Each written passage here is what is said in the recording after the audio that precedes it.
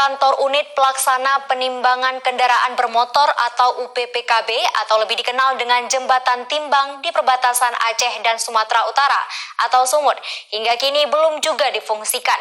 Akibatnya truk yang melintas di daerah Medan atau sebaliknya mengalami kelebihan muatan tanpa adanya pengawasan dari petugas terkait.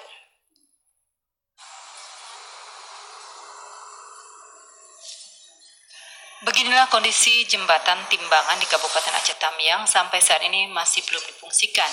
Jembatan Timbangan untuk mengetahui muatan barang dalam truk baik dari Aceh ke Sumatera maupun sebaliknya. Belum terlihat sama sekali tanda-tanda beroperasi sebagaimana terlihat pada tahun-tahun sebelumnya.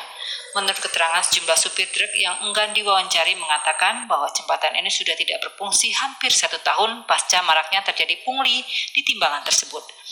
Akibat tidak difungsikan sehingga truk muatan dengan mudah melintasi daerah ini dengan bermuatan melebihi kapasitas.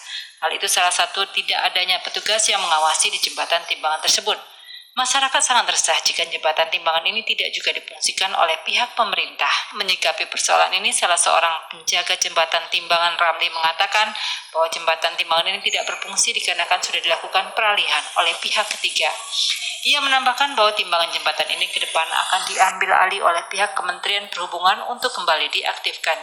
Jembatan ini akan difungsikan pada tahun ini sambil menunggu alat di jembatan timbangan ini dibuat sehingga bisa difungsikan dengan maksimal. Masyarakat berharap jembatan timbangan segera dibuka, jangan sampai terlalu lama terbengkalai di Aceh Tamiang. Said Maulana, TVRI, lapor.